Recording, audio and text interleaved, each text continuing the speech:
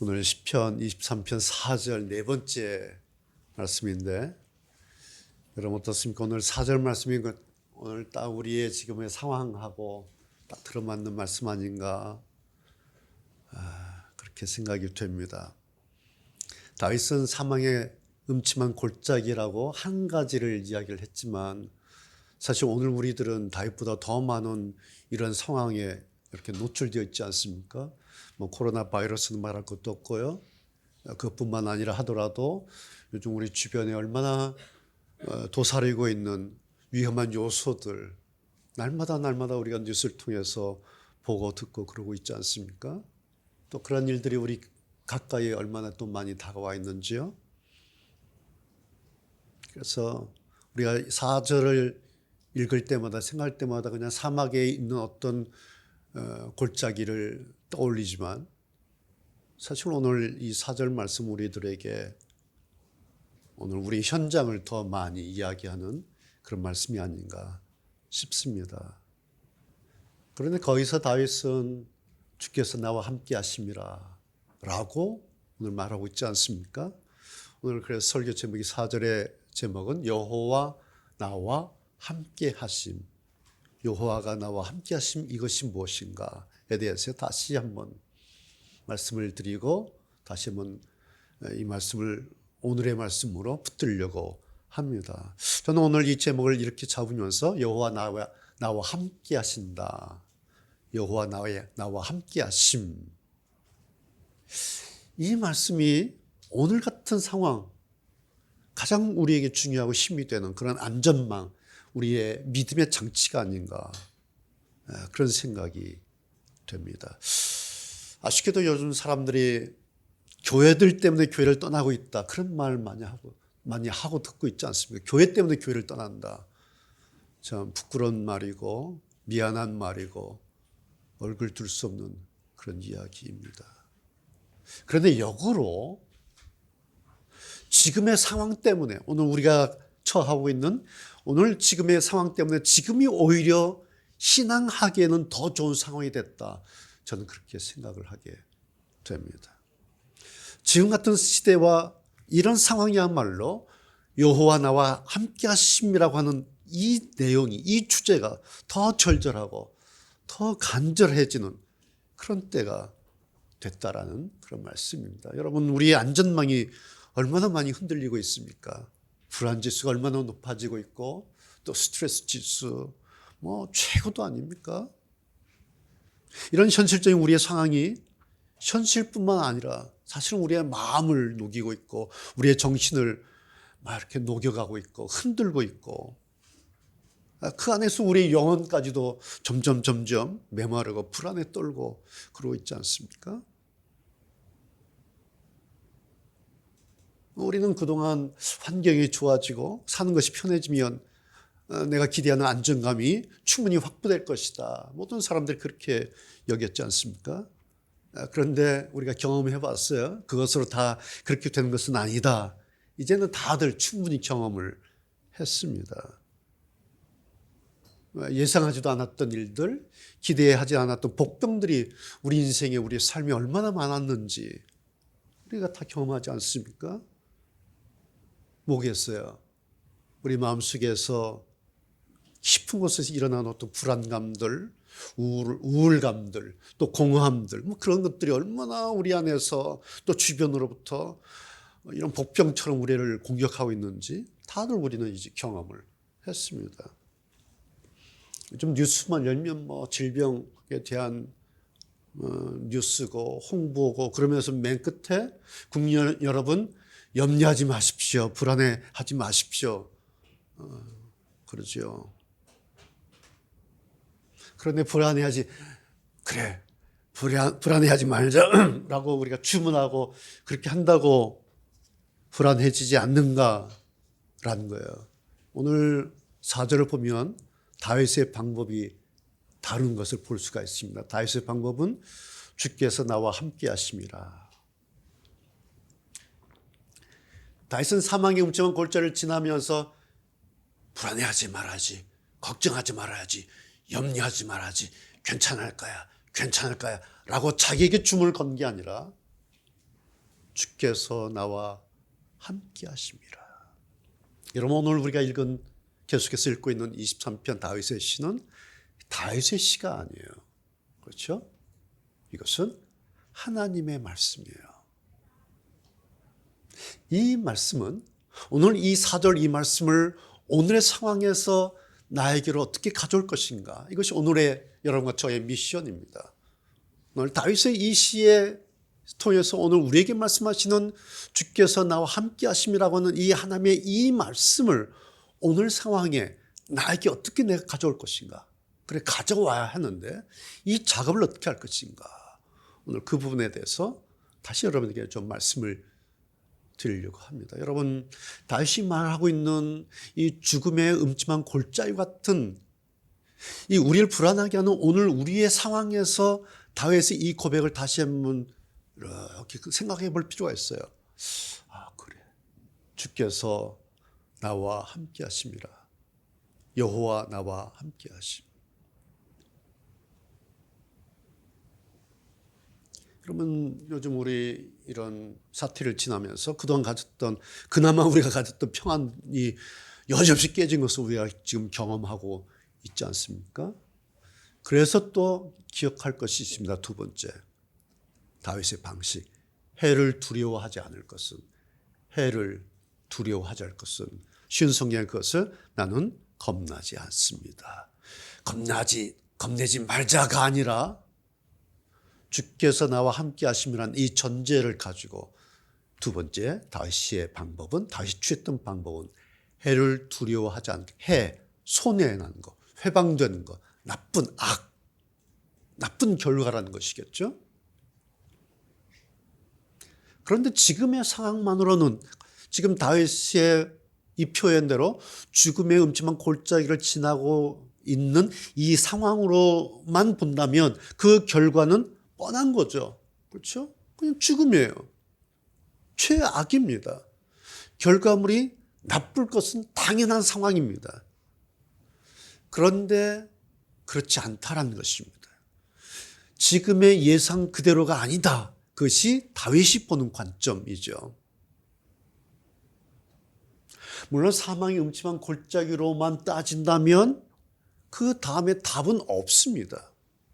그것을만 따진다면 그것은 끝이에요. 그런데 다윗은 죽음과 또 죽음의 끝과도 같은 이 사망의 음침한 골짜기 그 자리에서 다윗은 그 다음의 것을 또 보고 있다라는 것입니다. 그것이 앞에서 말씀드렸던 주께서 나와 함께 하십니다. 이걸 보고 있고, 그 다음에 뒤에 나오는 주의 지팡이와 막대기가, 이걸 또 보고 있어요. 그러니까 지금 다윗이 처해 있는 상황은 죽음의 사망의 음침한 골짜기 그 상황인데, 다윗이 보고 있는 또 다른 관점은 주께서 나와 함께 하신다. 나에게는 주의 지팡이와 주의 막대기가 있다. 난 그것을 보고 있다. 그것이 나를 안위하리라. 그것이 나를 위로하고 나의 안전을 지켜줄 것이다. 그럼 오늘 다윗이 해를 두려워하지 않을 것은 이라고 말했다고 해서 주와 함께 있으면 해가 없다, 회방꾼이 없다, 나쁜 일이 없다, 그런 뜻이 아니죠. 주와 함께 있으니까 나에게는 실크로드가 펼쳐졌다, 그런 뜻이 아니죠. 비록 내가 지금 죽음의 골짜기 같은 그런 상황에 있을지라도, 그러나 나는 그것을 두려워하지 않는다는 거죠. 왜냐하면 그 상황이 두렵지 않아서가 아니라 다윗의 눈길이 다른 곳에 가 있기 때문에. 현실적으로 당장에 내 눈에는 해로운 것이 보이는 거예요. 죽음의 골짜기가 보이는 거예요. 그리고 거기에 있는 거예요. 그런데 거기서 다윗은 그 다음의 것을 보겠다, 그렇게 말하는 거예요. 이제 이것이 우리가 이제 작업해야 될 일 아닙니까? 이것이 믿음의 작업이에요. 이것이 이 말씀을 나에게로 가져오는 하나의 미션과도 같은 그런 일입니다. 여러분 오늘 말씀 다시 한번 이렇게 보세요. 사망의 음침한 골짜기. 여러분 사망의 음침한 골짜기가 가지고 있는 것 있죠. 뭡니까? 말 그대로 사망이에요. 사망의 음침한 골짜기가 가지고 있는 것은 사망이에요. 죽어서 망하는 거예요. 반면에 사망의 음침한 골짜기가 가지고 있지 않는 것이 있어요. 뭘까요? 사망의 음침한 골짜기가 가지고 있는 것은 사망을 가지고 있어요. 근데 얘들이 가지고 있지 않는 게 있어요. 여호와.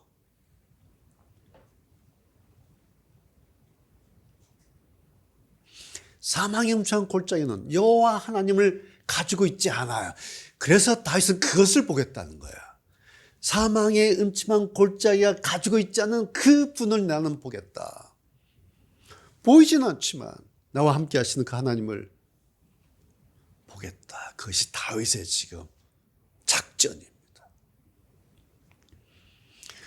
여러분 지금 우리를 공격하고 있는 이 코로나 바이러스에 무슨 신앙이나 여기에 무슨 영적인 요소가 뭐가 있겠습니까? 그렇죠? 그래서 단지 바이러스일 뿐이에요. 그런데 거기서 나는 다윗으로 보자면 거기서 나는 그 다음의 것 주께서 나와 함께 하심이라는 이 여호와 신앙을 챙기겠다. 이렇게 우리가 표현한다면 이것은 현대판 다윗의 고백이다. 그렇게 말씀드릴 수가 있습니다. 그런 점에서 지금과 같은 때는 오늘 우리가 겪고 있는 이 비상시국, 이런 어려움의 이때는 아까 제가 서두에서 말씀드렸던 것처럼 오히려 신앙하기 아주 좋은 시대입니다. 그렇게 봐야 돼요. 한편으로는 두렵고 어려움이 있을 수가 있지만 그러나 오히려 이 사망의 음침한 골짜기가 가지고 있지 않는 여호와를 내가 보겠다라는 다윗의 방법을 우리가 벤치마킹해서 가져오면 오늘 우리가 가지고 있는 이 어려움의 시대는 오히려 좋은 신앙하기 아주 좋은 시대예요. 왜 그런지 아십니까? 답이 없을 때에 답이 있기 때문에 그렇습니다. 그것이 신앙이에요. 답이 없을 때 아니야 답이 있어 라고 말하는 것이 신앙이고 그런 것이 오늘 우리에게 가르치는 성경의 방식이에요. 성경은요 답이 있기 때문에 답이 있다 이렇게 말하지 않아요. 성경의 방식이 뭔지 아십니까? 답이 없는데 답이 있다. 이것이 사실은 예수님의 방식이에요. 여러분 예수님께서 마지막 제자들과 모셨던 마가의 다락방 기억나시죠? 마지막 제자들과 함께 만찬, 최후의 만찬을 하셨습니다. 그래서 떡을 떼셨어요. 그 자리에서 두 가지 일이 아주 중요한 두 가지 일이 일어납니다. 하나는 가룟 유다가 떡 받고 나간 거죠. 가룟 유다도 여러분 예수님의 제자 아닙니까? 3년 동안 따라다녔던 예수님의 제자예요.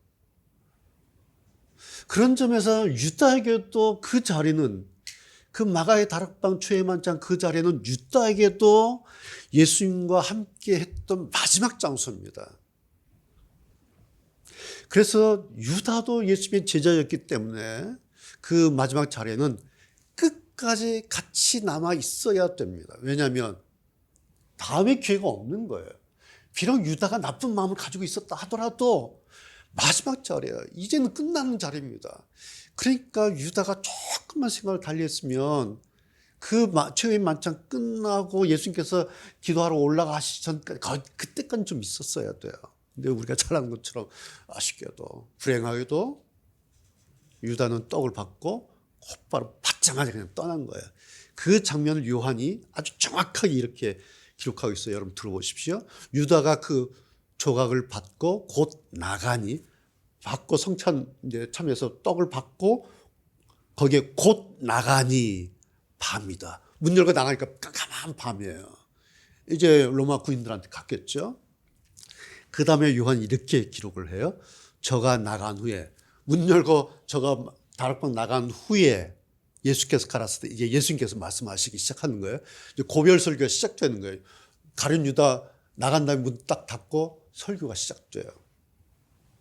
첫 번째 설교 말씀이 뭔지 아십니까? 이겁니다. 지금 인자가 지금은 뭔지 아세요? 유다가 떡 받고 팔로 나가고 문 딱 닫힌 바로 그 시점, 이제 예수님 고별 설교가 시작되는 지금 인자가 내가 영광을 얻었고 하나님도 인자를 인하여 영광을 얻으셨도다. 이것이 고별 설교의 첫 번째 문장이에요. 다시요. 여러분 그림을 이렇게 그려보세요. 떡 받고 나갔어요. 문 닫혔어요.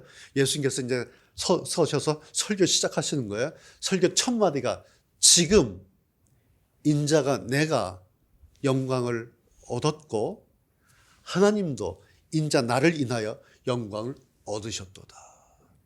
그러면서 16장까지 고별 설교가 이제 시작되는 겁니다. 여러분 보세요. 유다는 은 30, 예수님 팔고 은 30 받았죠. 그러나 그 은 30으로 비참하게 자기 생명을 잃었잖아요. 잃었어요. 죽었어요. 물론 유다의 그 일로부터 그 시간부터 이제 예수님은 체포되죠. 그리고 예수님의 십자가 고난 스케줄이 이제 시작이 되는 겁니다. 자, 셈법으로 우리가 따지자면 가룟 유다도 은 30에 자기 목숨 잃었으니까 마이너스 된 거죠. 그까지 30에 목숨 잃었으니까 이건 마이너스도 보통 마이너스, 여하튼 마이너스 된 거예요. 또 예수님도 십자가 고난이 시작됐으니까 유다로 인해서 예수님에게도 마이너스가 이제 시작되는 겁니다.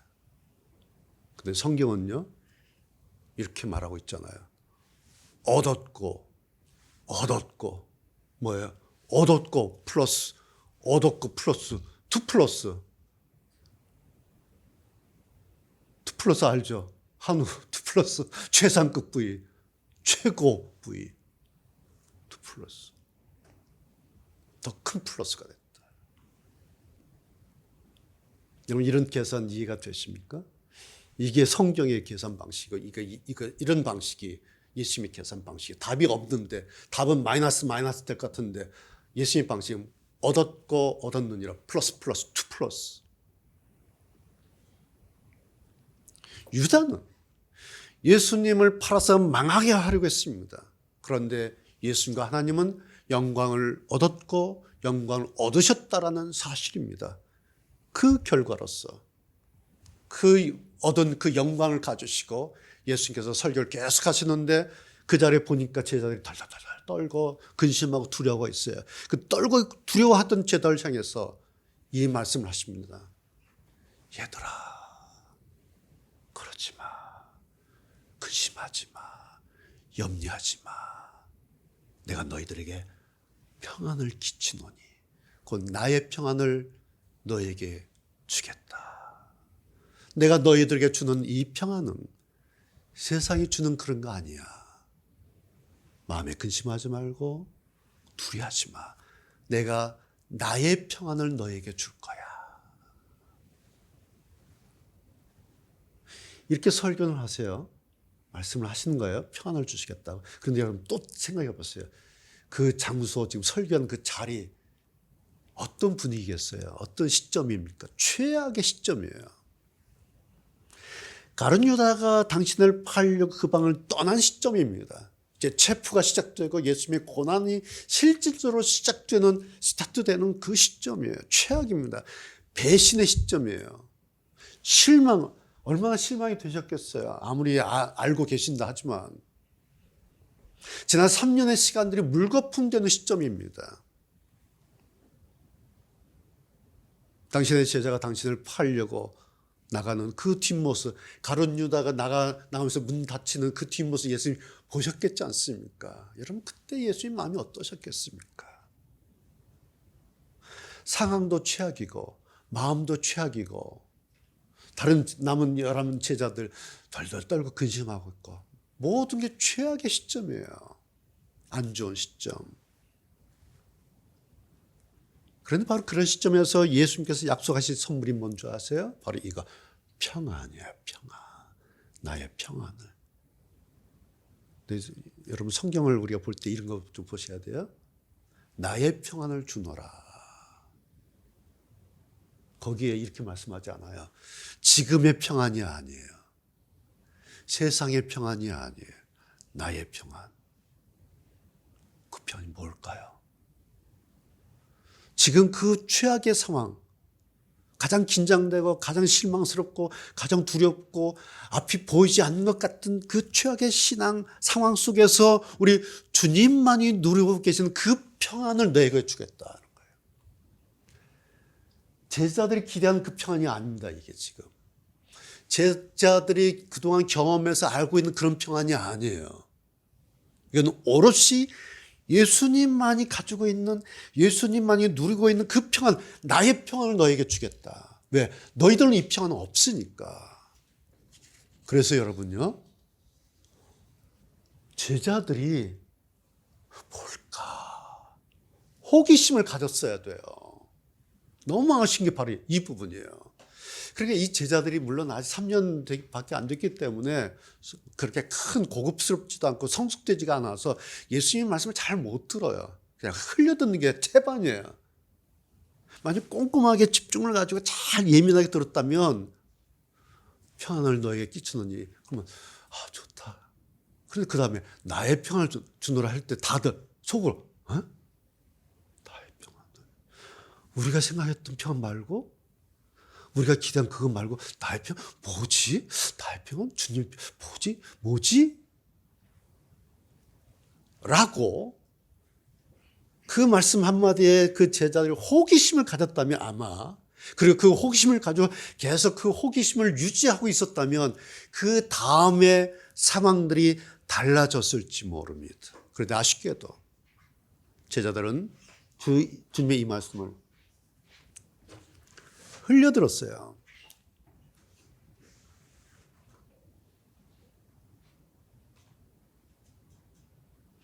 제자들이 그냥 평안을 들을 때에 어떻게 해석됐겠어요? 어떻게 응용을 했겠어요? 그들에게 있어서의 평안은 뭐겠어요? 실제적인 안전, 로마 군인들한테 체포되지 않는 거, 자, 혹은 유다 쪽 사람들이 이제 들키지 않는 거잖아요. 잘 도망치는 거, 들키지 않는 거.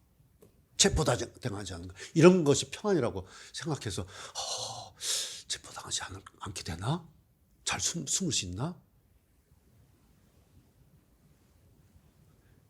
여러분 흘려들었어요. 그런데 예수님이 이 말씀을 흘려들은 결과 손해본 사람들은 누구예요? 자기들이에요. 그들은 약속하신 주님의 이 평안의 선물을 맛보질 못했어요.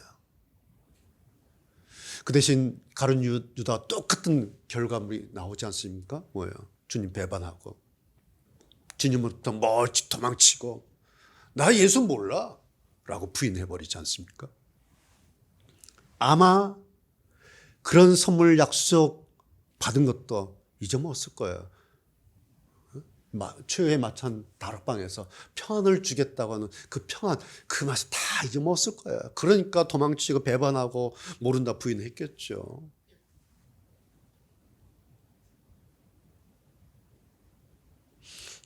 예수님 말씀을 그냥 흘려들어요. 잘 못 알아들어요. 그리고 호기심조차 갖지를 않아요.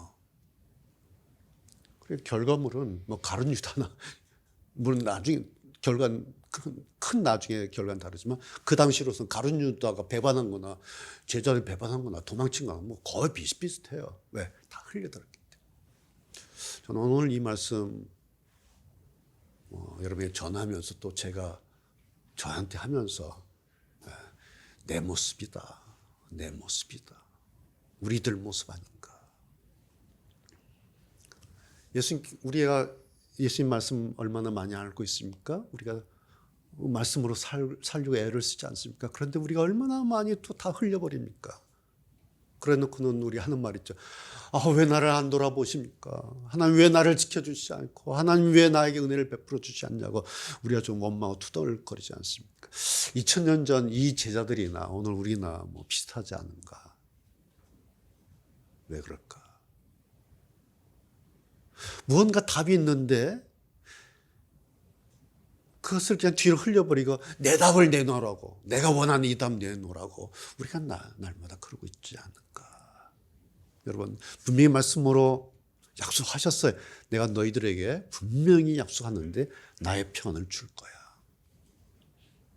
분명히 말씀으로 그들을 위로하셨고 근심하지 마라, 두려워하지 마라, 다독이시고. 그런데 결과가 없다라는 거야. 다시 떠나가고 배반하고 부인해버리고. 여러분, 그러면 누가 문제인가요? 이 말씀을 하신 예수님 문제야, 아니면 그 말씀을 흘려드린 제자들이 문제입니까? 물어볼 필요도 없죠. 자, 예수님께서, 주님이 오늘날에도 우리가 오실 때 어떤 그림자로 오시지 않아요. 어떤 꿈으로 오시지 않아요. 꿈속에서 예수님 만났다 그러는데 글쎄, 저는 잘 모르겠어요. 예수님이 어떻게 오신지 아십니까? 오늘도 여전히 하나님의 이 말씀을 가지고, 이 말씀을 통해서, 이 말씀으로, 태초부터 로고스 말씀으로 계신 그 하나님께서 지금도 여전히 이 말씀으로 우리에게 오십니다. 오늘 우리에게 오실 때 이 말씀, 주께서 나와 함께 하십니다, 내가 너와 함께 하겠다는 이 말씀을 오늘 우리에게 지금 와 계십니다.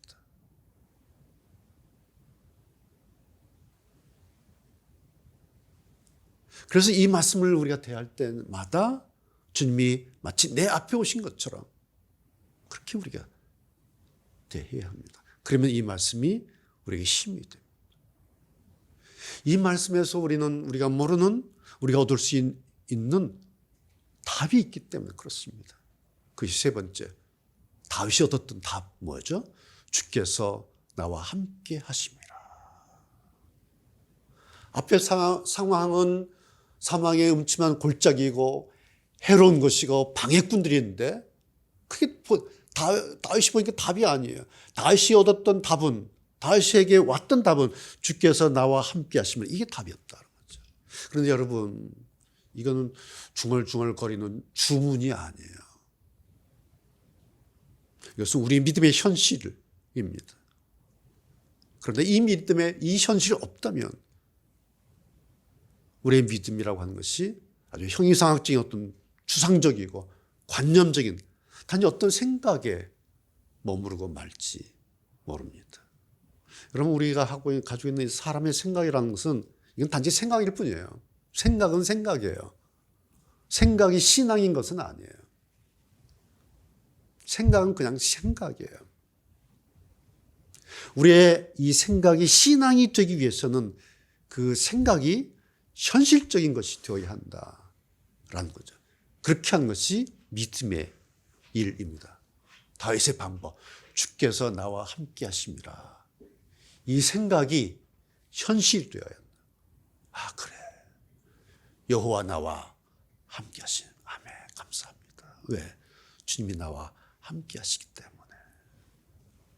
여러분, 이것은 우리의 기대가 되기도 하고 소망이기도 하지만 동시에 우리의 현실입니다. 역으로 생각해봐요. 만약에 주님이 나와 함께 하시지 않는다면 그럼 우리는 무엇과 함께 살아야 한단 말인가라는 거야. 주님이 나와 함께 하지 않는다면 난 도대체 뭐하고 함께 살아야 되지? 답이 있습니까?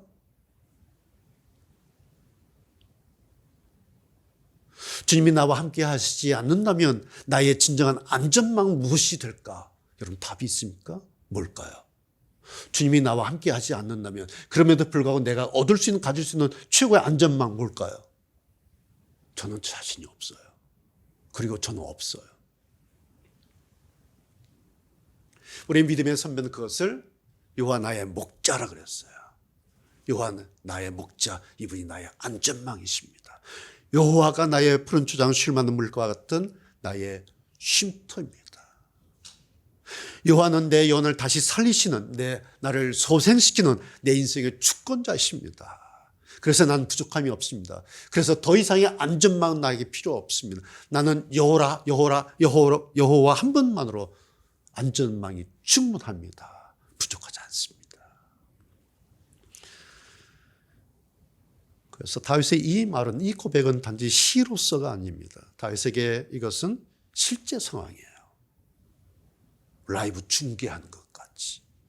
생방송입니다. 라이브. 그래서 다윗이 이렇게 벅차는 겁니다. 만약 이것이 다윗의 단지 자기의 시였다면 이렇게 벅차지 않았을 거예요. 근데 이것은 실제 상황이었다. 그렇기 때문에 수천 년 지난 오늘날까지 독자들은 우리가 이 말씀을 대할 때 또 역시 다윗이 벅찼던 그 감격을 오늘 우리에게까지 이렇게 와서 우리로 하여금 또 우리를 이렇게 충동질시키고 감격시키고, 마치 시편 23편 다윗의 시를 읽을 때마다 다윗의 숨소리가, 다윗의 벅찬 그 숨소리가 우리에게 이렇게 움직이고 있는 것 같은, 생물처럼.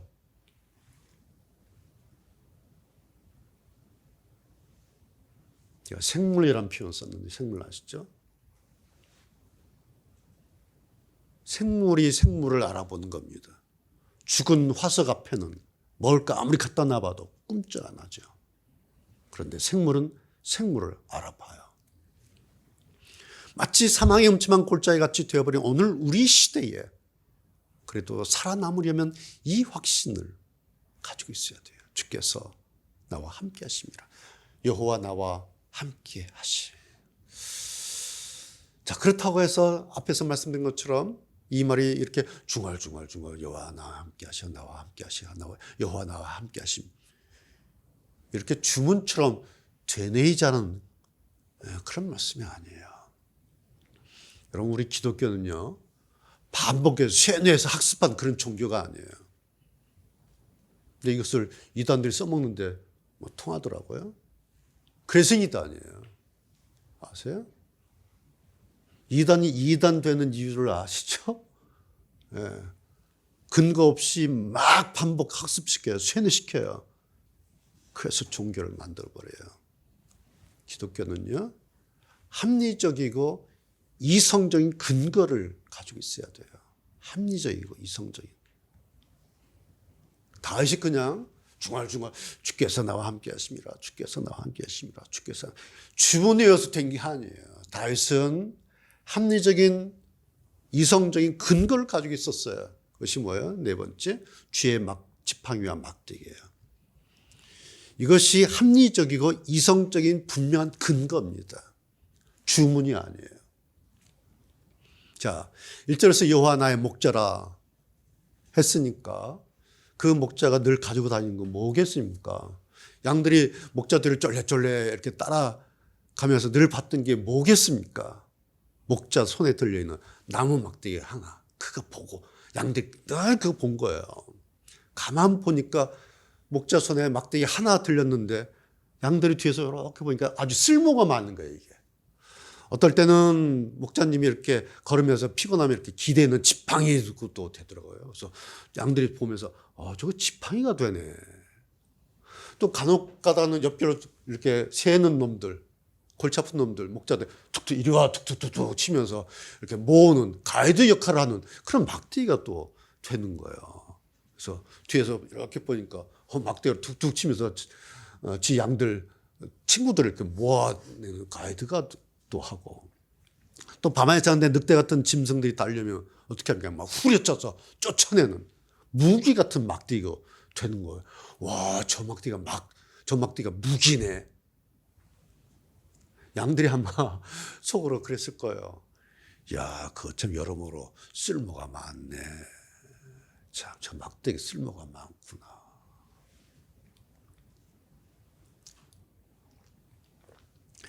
그래서 양들이 좋아했던 것이 그 나무 막대기입니다. 때로는 목자의 지팡이고 때로는 목자가 사용하는 막대기입니다. 그런데 그 지팡이 막대기 하나면 양들은 안심하는 거예요. 그것만 보면, 그 지팡이 막대기만 보면 양들은 뒤에서 막 푹 놓는 거예요. 그러면서 여러분, 양들은 그 나무 막대기를 주목하기 시작했습니다. 왜냐하면 자기들한테 좋은 거잖아요. 그 막대기만 있으면 좋은 거예요. 주목하면서요, 점점 그것이 습관이 됐어요. 그냥 목자 보면 그냥 막대기 보이는 거예요. 막대기 보면 안심되는 거예요. 여러분, 이런 방식이 현실적인 믿음의 방식이에요. 제가 지금 그 말씀 드리는 거예요. 계속 주목하다 보면요, 그게 습관이 돼요. 그러면 그게 믿음이 되는 거예요. 그 지팡이를 봐야 돼요. 그 막대기를 봐야 돼요. 안 보면요, 믿음이 안 돼요. 그 막대기 안 보면은, 그래, 습관이 안 돼 있으면 동동 뛰는 거예요, 불안해서. 다른 양들은 다 편하게 가는데 자기만 어디 가지? 지금 어디 가는 거야? 어디 가는 거야? 왜? 습관이 안 돼 있으니까.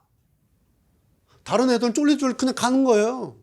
근데 자기만 불안해하는 거예요. 왜? 한 번도 그 막대기를 주목해 본 적이 없어요. 습관이 안 되는 거예요. 양들은 다 그런 거예요.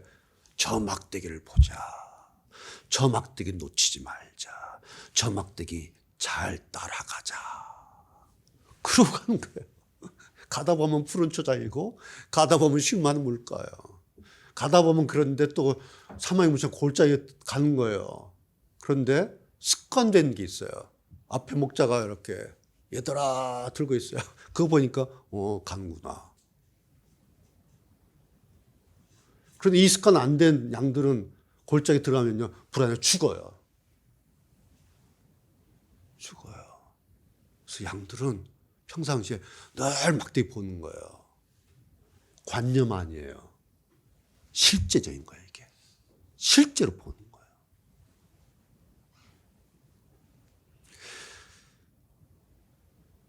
여러분, 그 미련 양들이 뭐를 알아서 하겠습니까? 양들 얼마나 미련은 합니까? 하다 보니까 그렇게 된 거예요. 하다 보니까.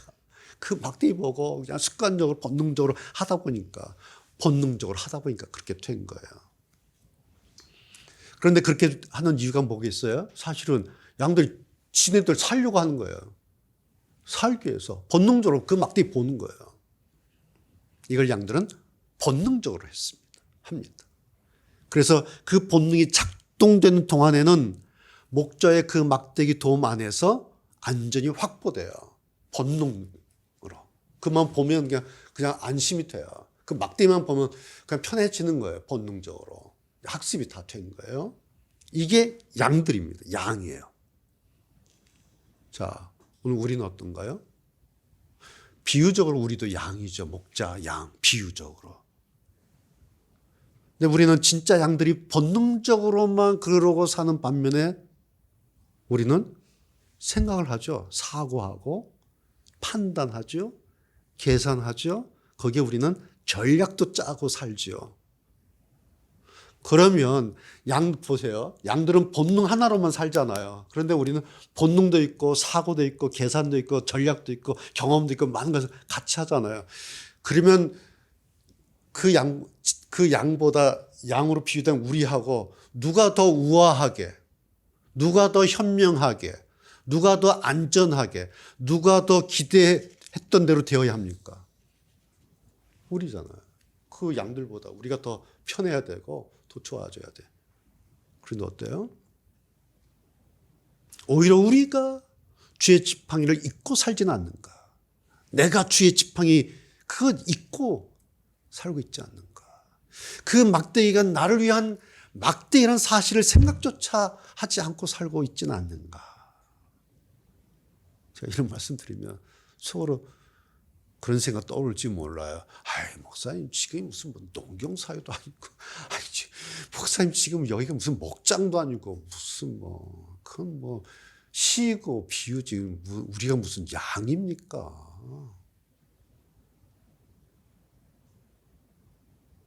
그래서 다윗의 이 시가 그냥 목가적인 시 한 편으로 끝나고 마는 겁니다. 그렇게 우리가 하나님 말씀에 현실성을 놓치고 살고 있다. 그 말씀을 드리고 있는 것입니다. 미안하지만. 여러분이나 저나 우리 하나님 말씀의 현실성을 이렇게 놓치고 살고 있어요. 그냥 목가적으로만 살고 있어요.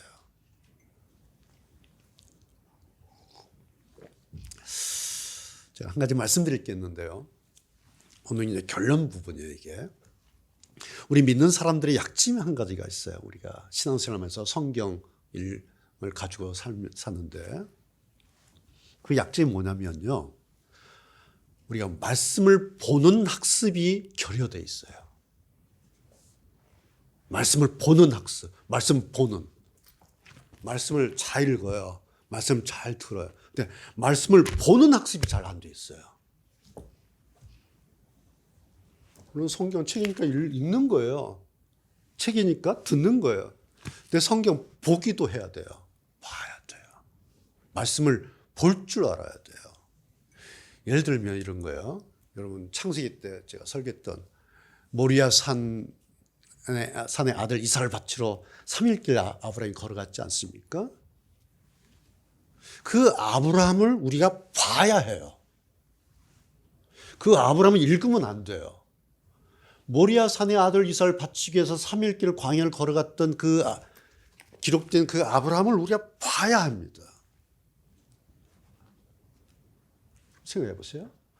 아브라함에게 그 3일길 얼마나 기가 막힌 3일길이었겠어요. 100세 난 아들이에요. 얼마나 눈에 넣어도 아프지 않은, 보기만 해도 입에 침이 고이는 그런 아들이에요. 그런데 어느 날 하나님께서 바쳐라. 또 아브라함이 또 이해했어요. 나에게 싫었어요. 가는 겁니다. 모리아까지 3일길을. 여러분 아브라함이 3일길 가면서 무슨 생각 들었겠습니까? 무슨 마음이었겠습니까? 내 아들을. 그것도 나이 100살이 겨우 얻은, 그것도 내 능력으로, 내 아내 능력으로 낳는 아들이 아니라 하나님께서 주셔서 얻은 아들 아닙니까? 그 아들이. 그런데 그 아들을 바쳐라. 그러니 그러신 하나님은 도대체 어떤 하나님이에요? 100세 아들 주시고 시컷 주시고 기쁘게 하셨다가 바쳐. 여러분 이런 하나님이 도대체 어떤 하나님이에요? 그런다고 또 바치라 한다고 또 아멘 하고 또 그렇게 광야의 길을 걸어가는 아브라함 자기는 또 뭐라고 생각도 있겠습니까? 이건 난 뭘까? 뭐로 생각도 있겠습니까? 여러분 3일길 걸어가면서 생각이 정리됐겠습니까? 생각의 결론이 나겠습니까? 마음이 정리가 됐겠습니까? 그런데 이건 우리 생각이에요. 제가 지금까지 설명했던 이런 스토리는 우리의 생각이에요. 성경은 이렇게 기록하고 있습니다. 창세기 22장 4절에 제3일에 3일 정도 이제 걸어온 거예요. 제3일에 아브라함이 눈을 들어 그곳을 모리아산이 모리아 그곳을 멀리 바라본지라. 집에서 와서 이제 3일길 거의 다 왔어요. 저게 모리아산 등성이 보이는 거예요.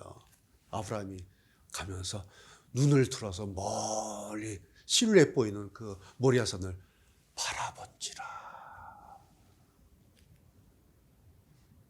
여러분 성경이 왜 이걸 기록했겠어요? 이거 기록 안 해도 그냥 가다 보면 보이는 거예요. 굳이 기록할 필요가 없어요. 걷다 보면 모리아산 가는 거예요. 그런데 여러분 성경을 이게 이제 보는 거예요. 이런 것이. 성경이 왜 쓸데없는 이 한 줄을 기록했겠어요. 안 봐도 보이는 거고 가면 보는 거고 가면 도착하는 건데 성경이 의도적으로 제3일에 아브라함이 눈을 들어 멀리 바라본지라 똑같은 말을 눈을 들어 그것을 멀리 바라본지라 강조법이잖아요. 할 필요도 없는 이 한 줄을 왜 이렇게 강조하면서 했겠어요? 이유가 있겠지 않습니까? 다시 오늘 우리에게로 와서 이 장면을 한번 이렇게 생각해 보세요. 그림 그려보세요. 이 장면만큼 눈물겨운 장면이 성경에 또 있을까 싶어요. 성경 66권 가운데 오늘 이 장면만큼 눈물겨운 가슴 아픈. 그래서 이때 이 아브라함 우리가 여러분 이해할 수가 있을까요? 그런데 그 상황에서 아브라함이 한 건 뭐예요? 나귀 안장에 실은 어린 아들 이삭이 아니에요. 어쩌면 자기는 한 걸음 뒤에 아니면 옆에 아들 뒤편 따르게 하고 자기는 나귀 목줄 딱 잡고 앞서서 투박투박 걸어가면서 눈을 들어 멀리 이 아들을 바칠 그 산 바라보는 겁니다. 그런데 여러분 정작 아브라함이 멀리 바라본 것이 모리아 산이었겠습니까? 아닙니다. 거기서 만나게 될 하나님, 나에게 바치라고 말씀하신 그 하나님, 거기서 만나게 될 그 하나님, 나를 기다리고 계신 그 하나님을 멀리 바라본지라. 왜요? 나에게 답이 없기 때문에. 거기서 뭔가 자기에게 답을 주셔야 할 그 하나님을 멀리 바라본 겁니다. 여러분, 아브라함이 이제 다 준비 끝나고 칼을 들어서 치료하지 않습니까? 아브라함 믿음이 이삭을 묶고 칼을 들었을 때 그 순간 갑자기 생긴 게 아니에요. 그때 막 아브라함 믿음이 생긴 게 아니에요.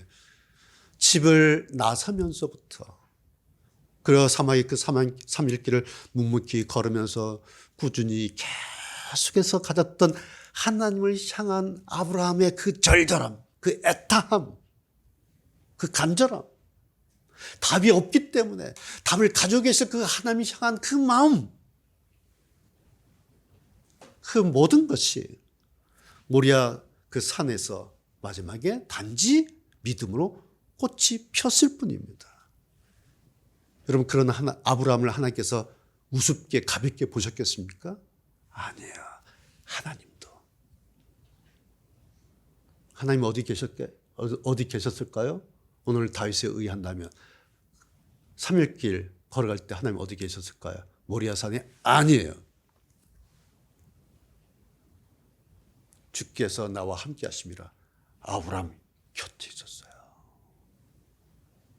그런데 단지 침묵하셨을 뿐, 단지 답을 말씀 안 하셨을 뿐, 만약에 곁에서 하나님께서 아브라함아 걱정 마, 수양이 있어, 넌 가면 돼, 안 하셔요. 답이 있었어요. 말씀 안 하세요. 이 하나님을 아브라함이 멀리 내다본지라. 왜? 자기에겐 답이 없기 때문에.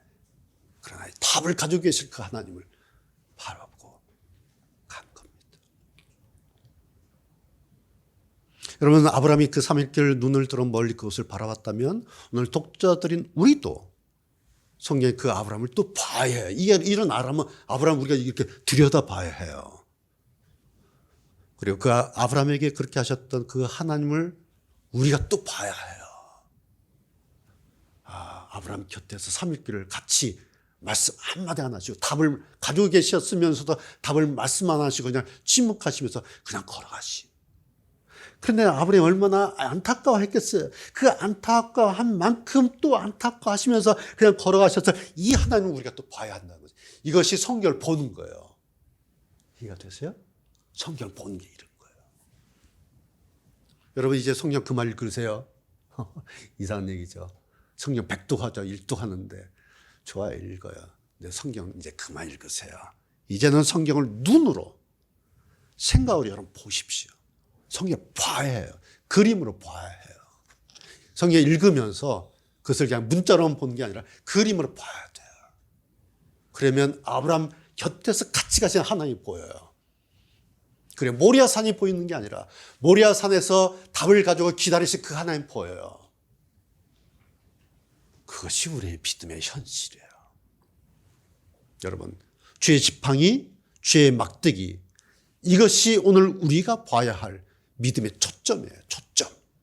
초점 아시죠? 안과에서 우리 검사할 때 검사하잖아요. 움직이잖아요. 초점 맞을 때까지. 기계를 조작해요. 그래서 정확하게 보는 겁니다. 우리도 그렇게 성경을 보려고 우리의 초점을 맞춰야 돼요. 움직여야 돼요. 그러면 시원하게 보여요. 아니면 뿌옇고 흐리고 그런 겁니다. 여러분 시원하게 보고 살고 싶으면 그렇게 해야겠죠? 초점을 맞춰야 돼요. 초점을.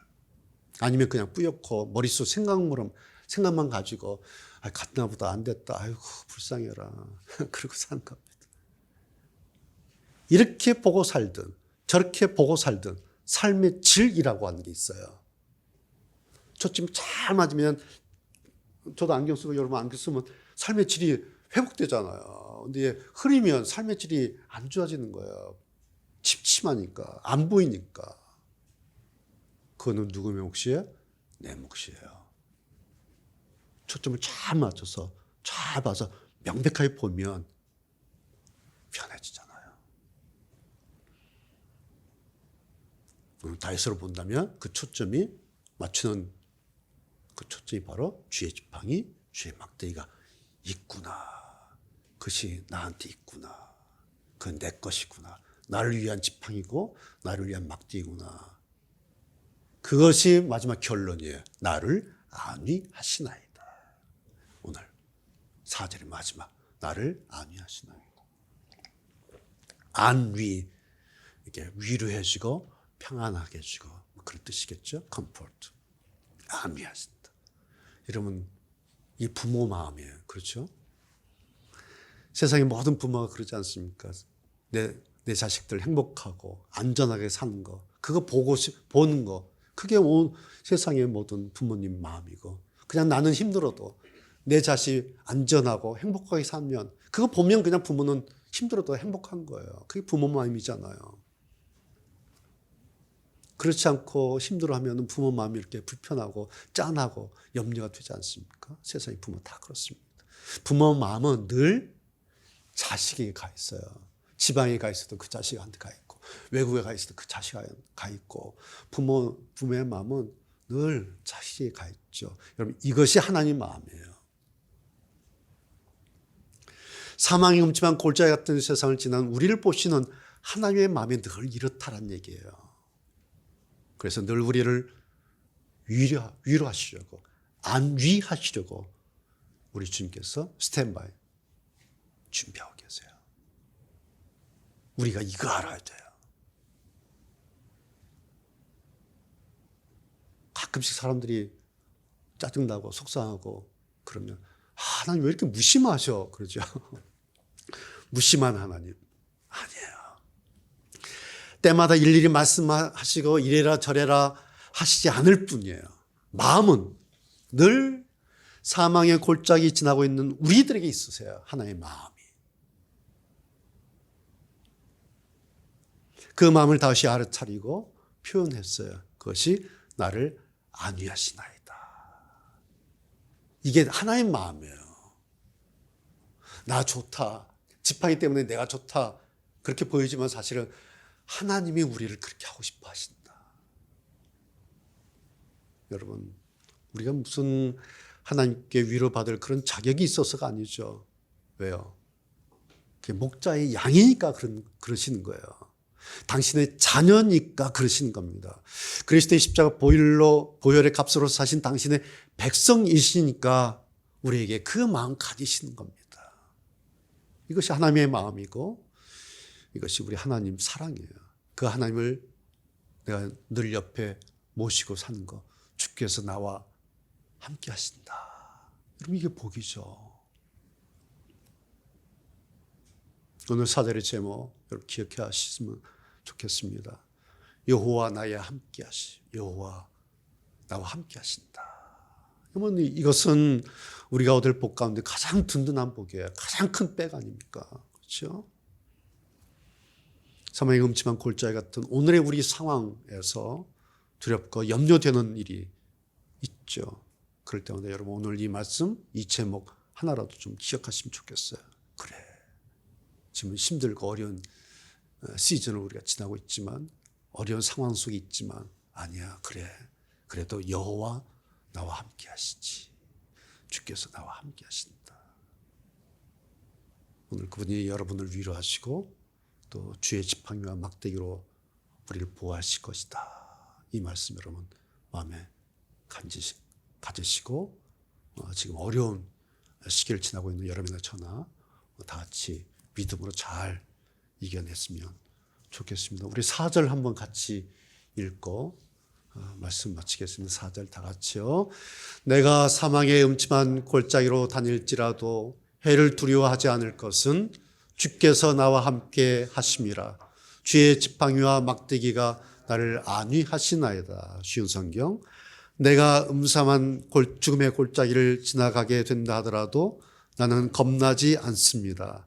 그것은 주님께서 나와 함께 계시기 때문입니다. 주님의 막대기와 지팡이가 나를 든든하게 보호해 줍니다. 아멘. 기도합시다.